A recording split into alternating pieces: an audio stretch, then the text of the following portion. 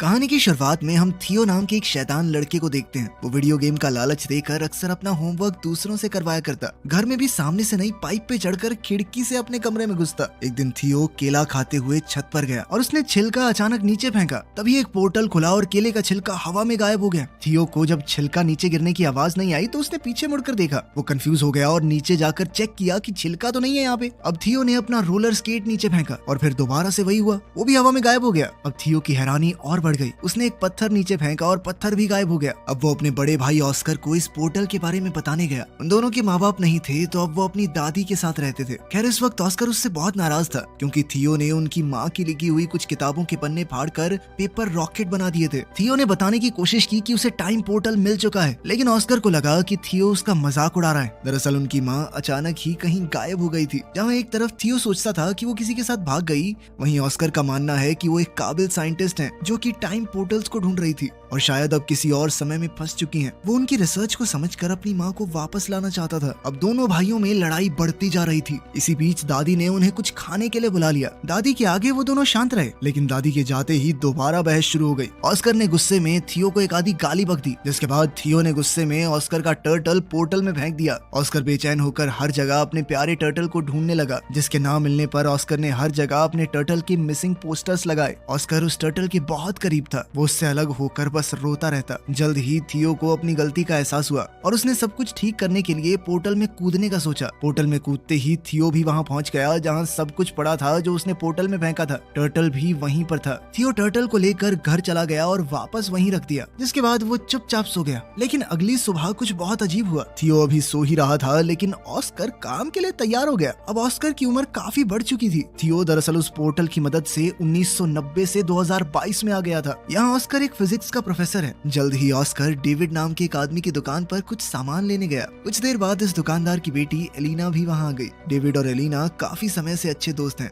David बचपन से Elina को पसंद करता था, बस कभी कह नहीं पाया। एलिना का डाइवोर्स हो चुका था और अब वो 2 बच्चों की माँ थी, लेकिन ऑस्कर के मन में अब भी उसके लिए प्यार था। एलिना ऑस्कर की यूनिवर्सिटी में ही इंग्लिश प्रोफेसर है। घर पर थियो उठा और ऑस्कर को ढूंढने लगा। उसने टर्टल को उठाया और दादी के पास गया। दादी अब काफी बूढ़ी हो चुकी थी और वो थियो को पहचान नहीं पाई। जब ऑस्कर ने थियो को देखा तो वो चौंक कर बेहोश हो गया। जब ऑस्कर को होश आया तो उसने पूछा कि क्या ये सच में तुम ही हो थियो? थियो भी कंफ्यूज हो गया। उसने ऑस्कर से पूछा कि तुम कौन हो और मेरा नाम कैसे जानते हो? ऑस्कर ने बताया कि मैं तेरा बड़ा भाई हूँ, और कौन? अब थियो ये देखकर हैरान रह गया कि तू एक दिन में इतना बड़ा कैसे हो गया बे? थोड़ी बातचीत के बाद उन्हें समझ आया कि थियो किसी तरह 2022 में पहुंच चुका है। उनकी बात उस वक्त के बारे में हुई जब ऑस्कर थियो पर गुस्सा था मॉम के नोट्स फाड़ने के लिए। थियो ने ऑस्कर को अपनी माँ की वो रेड ड्रेस वाली तस्वीर दिखाई।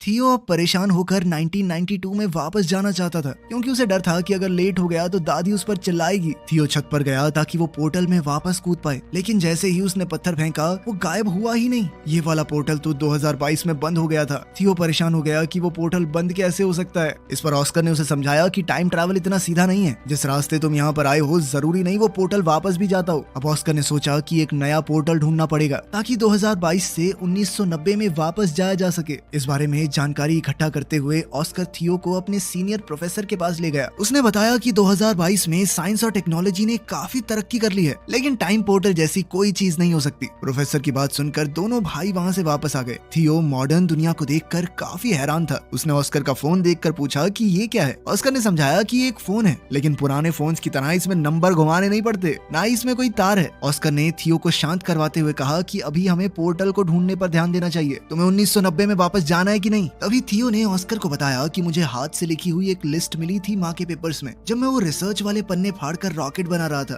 मैंने तुम्हें परेशान करने के चक्कर में वो डिक्शनरी में छुपा दी थी, हो सकता है उसमें कुछ मिल जाए। उन दोनों ने दादी से उस डिक्शनरी के बारे में पूछा तो दादी ने बताया कि उसने वो डेविड को दे दी थी। अगले दिन वो सुबह उठे तो ऑस्कर ने बताया कि वो डेविड से मिलने जा रहा है और थियो को चुपचाप घर पर रहने को कहा कि कहीं जाइयो मत। लेकिन थियो चुपचाप घर से बाहर निकलकर एक बड़े से मॉल में पहुंचा। मॉल में गैजेट्स को देखकर थियो एकदम हैरान हो गया। खास तौर पर उसने VR हेडसेट को इस्तेमाल करते हुए गलती से उसे तोड़ दिया। फिर ऑस्कर को वहां बुलाया गया जिससे सारे नुकसान की भरपाई करनी पड़ी। ऑस्कर ने थियो को बात न सुनने के लिए डांटा और फिर वो दोनों डेविड के डिपार्टमेंटल स्टोर में गए वो डिक्शनरी ढूंढने के लिए। डेविड ने बताया कि उसने डिक्शनरी घर पर रखी है। तभी वहाँ एलिना आई। थियो बहुत हैरान है कि एलिना बड़ी होकर इतनी खूबसूरत कैसे हो गई। तभी एलिना ने पूछा कि ये बच्चा कौन है, इसे मेरा नाम कैसे पता। इस पर ऑस्कर ने झूठ कह दिया कि ये मेरे कजन का बेटा है। ऑस्कर ने किसी तरह बात बदली और फिर एलिना ने दोनों को अपने घर में बुलाया जहाँ उसका बेटा बेटा बेटी वीडियो गेम खेलने में बिजी थे। थियो इन वीडियो गेम्स को देखकर बहुत इंप्रेस हो गया और एलिना के बेटे जेन के साथ खेलने लगा। ऑस्कर को वो लिस्ट डिक्शनरी में मिल गई तो उसने थियो से कहा कि अब घर चलने का वक्त हो गया है। लेकिन थियो को वीडियो गेम खेलने में इतना मजा आ रहा था तो एलिना ने कहा कि थोड़ी देर खेलने दो इसे, मैं इसे खुद तुम्हारे घर छोड़ने आ जाऊंगी। लेकिन खेलते हुए एलिना के बच्चों ने थियो का मजाक उड़ाना शुरू कर दिया क्योंकि उसे आज के वीडियो गेम्स का कोई आइडिया ही नहीं था। ये लोग तो टाइम भी एलेक्सा से पूछते हैं।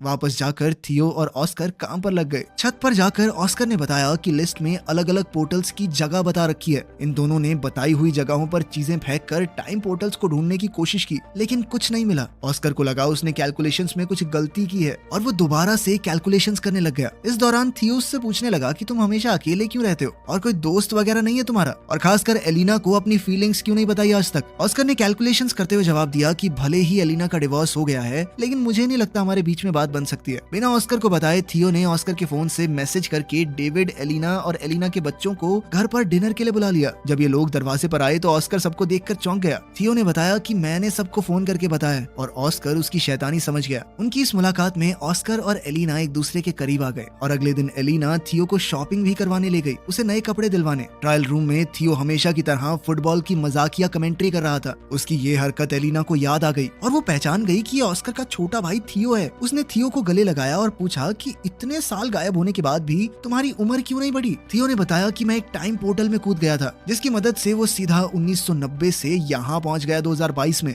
एलिना को विश्वास तो नहीं हो रहा था लेकिन उसके सामने जीता जागता सबूत था। एलिना ने कंफर्म करने के लिए ऑस्कर से पूछा। ऑस्कर ने पत्थर को छत से नीचे फेंका और इस बार पत्थर उछल कर ऊपर आ गया जिससे पता चला कि टाइम पोर्टल वहाँ है। ऑस्कर ने समझाया कि टाइम पोर्टल 3 तरह के होते हैं। पहली तरह के पोर्टल से सीधा ट्रैवल किया जा सकता है एक समय से दूसरे समय में। दूसरी जगह का पोर्टल पता नहीं आपको कहां ले जाकर पटक दे। और तीसरी तरह का पोर्टल बहुत खतरनाक होता है क्योंकि वहां से बाहर नहीं निकला जा सकता। थियो पहली तरह के पोर्टल का इस्तेमाल करके 2022 में पहुंचा है और अब उन्हें सही पोर्टल ढूंढना होगा जिससे थियो को वापस 1990 में भेजा जा सके। अब इन लोगों ने रोजाना रिसर्च करना शुरू कर दिया और एलिना का रोज वहां आना ऑस्कर को अच्छा लगने लगा। वो अकेले में खुशी से नाचने लगा। अब दोनों ने मिलकर सही पोर्टल ढूंढना शुरू किया। एलिना थियो को वापस 1990 में भेजकर कुछ ज्यादा खुश नहीं थी क्योंकि बीते हुए कल को बदलने से शायद उनका फ्यूचर भी बदल जाए। हो सकता है उसके बच्चे कभी पैदा ही ना हो। वो अपने बच्चों से बहुत प्यार करती थी लेकिन ऑस्कर ने उसे वादा किया कि थियो के वापस जाने से तुम्हारी जिंदगी पर कोई असर नहीं होगा। वो पूरी कोशिश करेगा कि एलेना की जिंदगी के साथ कोई छेड़छाड़ ना हो। अब वो लोग सोच में पड़ गए कि किस तरह ऐसा कुछ किया जाए कि दोनों टाइमलाइन जैसी हैं वैसी ही रहें। अब थियो ने दिमाग लगाया और अपनी माँ के लिखे हुए कोऑर्डिनेट्स को क्रैक करने के लिए उसने एलेना के बच्चों की मदद ली क्योंकि अगर वो उनकी मदद से बीते हुए कल में जाएगा तो ये पक्का हो जाएगा कि वो फ्यूचर में पैदा होंगे क्योंकि अगर वो ना होते तो वो कभी पास्ट में पहुंच ही ना पाता।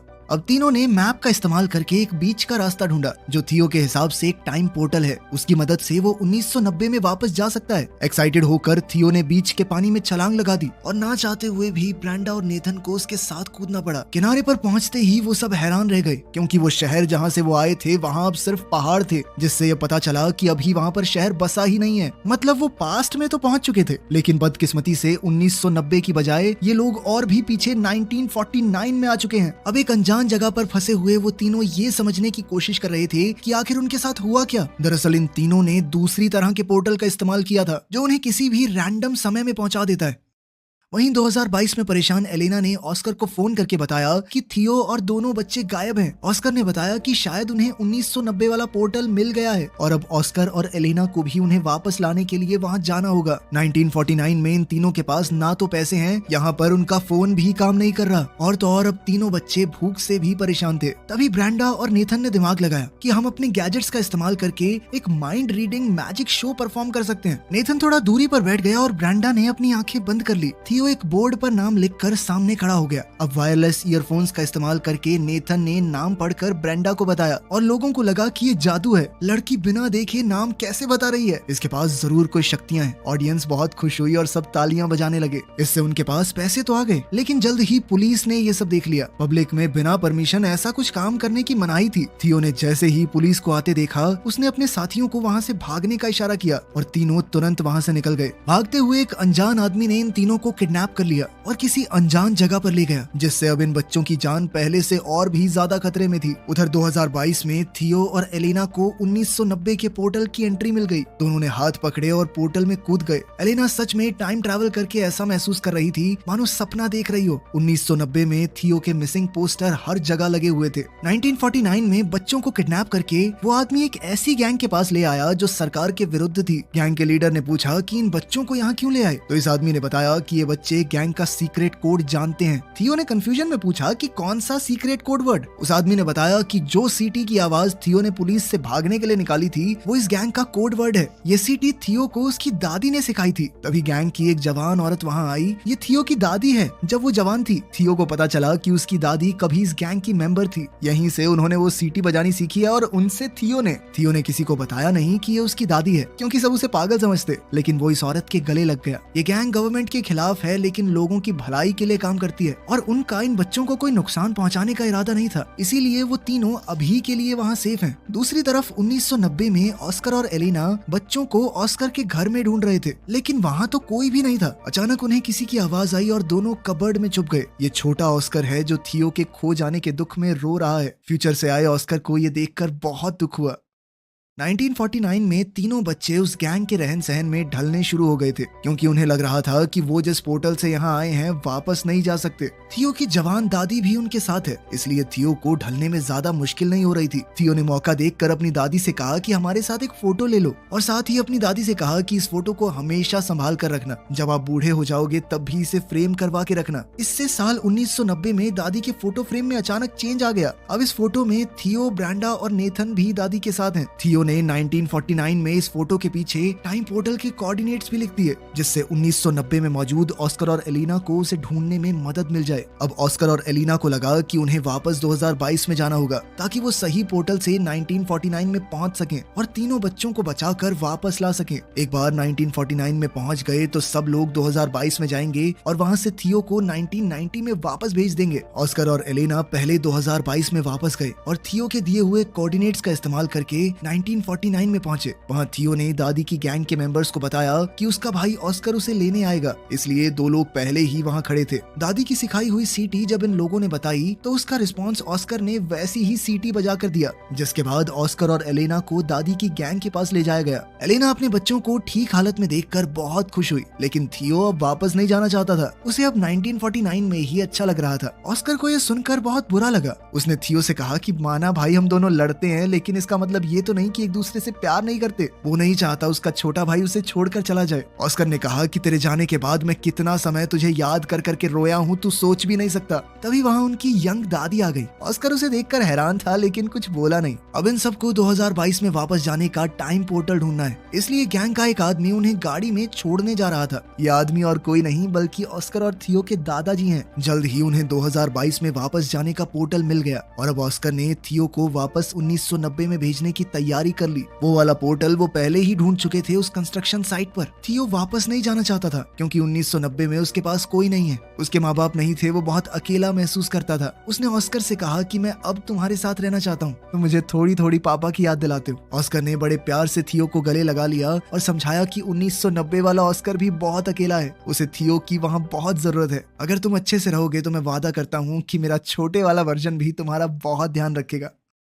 ना चाहते हुए भी थियो 1990 में चला गया, जहां उसके वापस आने से ऑस्कर की खुशी का ठिकाना ही नहीं रहा और उसकी दादी ने भी उसे बहुत प्यार किया। जब थियो से पूछा गया कि वो कहाँ था तो उसने दादी को एक झूठी कहानी सुना दी कि उसे एक गैंग ने किडनैप कर लिया था। थियो के जाने से परेशान और कंफ्यूज्ड अब ऑस्कर भी इस बात पर भरोसा करने लगा कि शायद उनकी माँ सच में उन्हें छोड़कर चली गई है और फ्रस्ट्रेट होकर माँ की किताबों को उसने फेंकना शुरू कर दिया। लेकिन थियो ने वहाँ आकर अपने टाइम ट्रैवल की पूरी कहानी ऑस्कर को बताई। उसने ऑस्कर को 2022 का फोन भी दिखाया। ऑस्कर को उसकी कहानी पर पूरा भरोसा तो नहीं हुआ, लेकिन फोन देखने के बाद वो उसकी बात को झुकला भी नहीं पाया। दोनों भाइयों ने अब कभी भी टाइम पोर्टल का इस्तेमाल ना करने का फैसला किया और वर्तमान समय में खुश रहने का वादा भी। अब 2022 में दोनों भाई एक साथ हैं और जैसे ही घर की घंटी बजी, थियो ने ऑस्कर का मजाक उड़ाते हुए कहा कि तुम्हारी गर्लफ्रेंड एलेना आई होगी। थियो ने ऑस्कर से कहा कि अब तो अपने मन की बात बता दे उसे, डाइवोर्स भी हो गया उसका। थियो ने जानबूझकर ऑस्कर को पहले ये सब नहीं कहा, क्योंकि अगर वो ऐसा कर देता तो एलिना के बच्चे कभी पैदा ही ना होते और एलिना की जिंदगी पूरी तरह बदल जाती, जो उसने वादा किया था कि वो नहीं बदलेगा। लेकिन अब बिल्कुल सही वक्त था, बच्चे भी पैदा हो चुके, डाइवोर्स भी हो गया। ऑस्कर ने जैसे ही दरवाजा खोला तो एलेना बाहर ही खड़ी थी और यहाँ से इनकी जिंदगी को एक नया मोड़ मिल सकता है। अब आखिर में सीन बहुत ही पुराने वक्त का दिखाया जाता है। एक पोर्टल खुला और उसमें से एक औरत निकली। ये वक्त बहुत पुराना है और लोगों को साइंस के बारे में कुछ भी नहीं पता। ये औरत कोई और नहीं बल्कि थियो और ऑस्कर की माँ है। दिखाया जाता है कि वो एक साइंटिस्ट है तो वो लोगों को साइंस के बारे में पढ़ाने लगी, जिससे फ्यूचर में बहुत ज्यादा बदलाव आ सकता है। यहीं पर कहानी खत्म होती है।